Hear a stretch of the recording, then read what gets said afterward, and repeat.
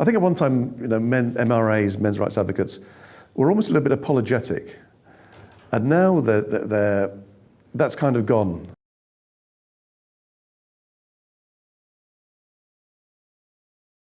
For the record, you can tell us your name and what it is you do.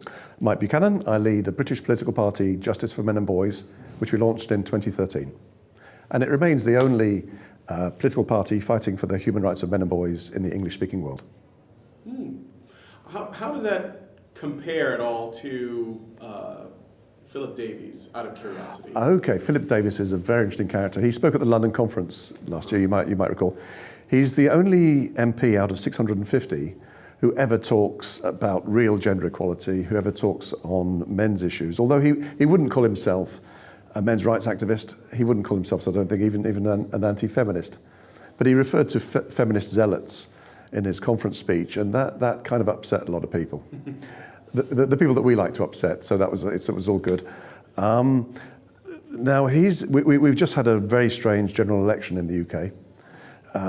Theresa May, who once famously wore a "This is what a feminist looks like" t-shirt, had a smallish majority for the Conservatives, but a working one. She was getting legislation through. And she decided, out of the blue, to the amazement of, I think, most people in the party and most Conservative supporters, to go to the country. So she basically announced an election with 7 weeks' notice, which was too small for us, which is why we didn't stand in it. But the results came through a day or two ago, and Theresa May has managed to lose the Conservative majority. So they've really shot themselves in the foot. She will be forming the next government with the help of the Democratic Unionist Party, who have, I think, about 10 MPs. But one of the most interesting things for us was Philip Davies's seat. He was being challenged by a woman called Sophie Walker, who we call Sophie Donuts Walker, for reasons I might explain later if we have a bit of time. But she's the leader of the Women's Equality Party. That's a great name, isn't it? And it was basically being billed by the feminists, by feminists in general, as being a great battle between feminists and anti-feminists. Although I'm not sure, as I say, Philip would even use the term anti-feminist, but it was he's somebody who advocates for genuine gender equality, so he's therefore a sexist, misogynist pig, so the results came through, and I've got to say, it was like it was one of the happiest things. Well, it was just it made my year, quite frankly. So Philip Davies not only increased his vote slightly and his share of the vote to 51%. Sophie Walker, so that was 27,000 votes and a bit. Sophie Walker got 1,000. So for every vote Sophie Walker got, Philip Davies got 26. Life does not get much better, no, as far as I'm concerned. That was just the best news. And there was some wonderful fake news that went out beforehand to say that she'd actually beaten him. And of course, there was lots of feminist rejoicing and lots of bitter tears when the truth came out. So that's Philip Davies. But he's often said that he gets private support from other MPs across the political spectrum, but none of the other 649 MPs will come out publicly. But something hopefully that they've taken from Philip's re-election is that you can criticise feminists and the sky doesn't fall down. You don't lose your seat. I mean, 26-1 against the most prominent feminist politician Britain's ever, in the modern era. Yeah. So I think we'll increasingly find, particularly Conservative MPs, have the courage to say, to be more honest on gender matters. This is the ICMI17. Yeah.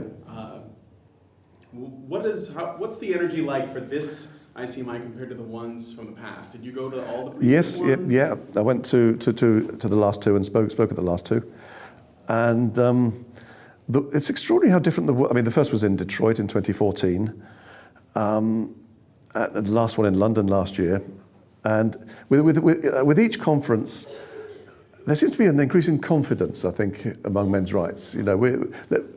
I think at one time, MRAs, men's rights advocates, were almost a little bit apologetic, and now that's kind of gone. Increasingly men are are proud to stand up as MRAs.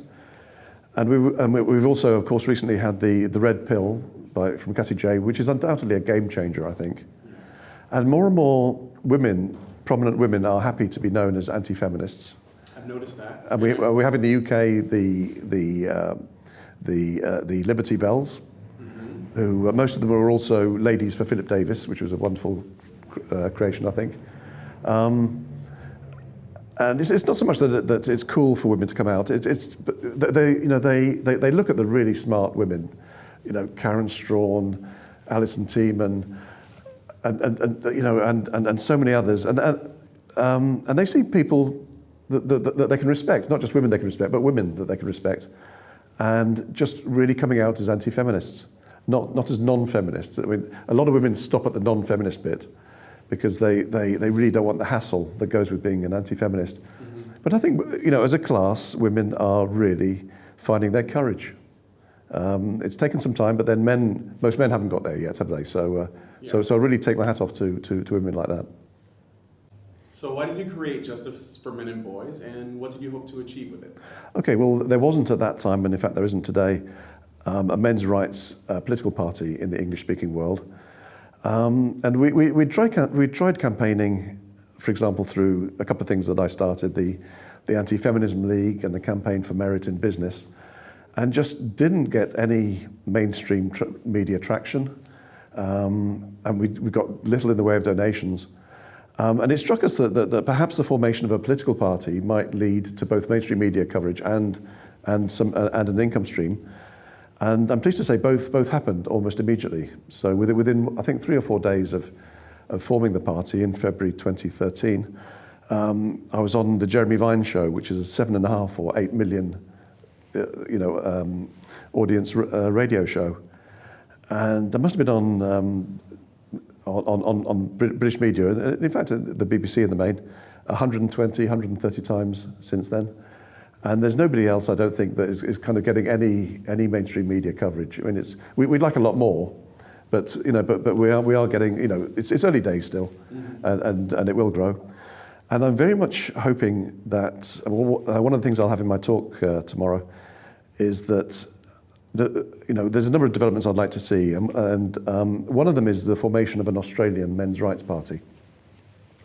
The electoral system in Australia is something that in the UK we can only dream of as a men's rights party. Yes, so they have proportional representation. They also have something, I don't think it's unique to Australia, but it's very unusual. I don't think it occurs in Europe anywhere. People have to vote.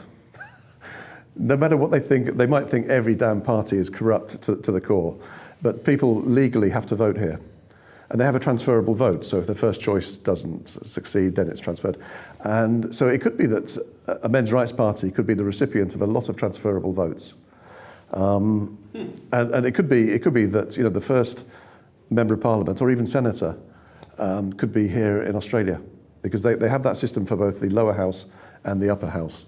So it's an extraordinary system, and I really hope some Australians will do it.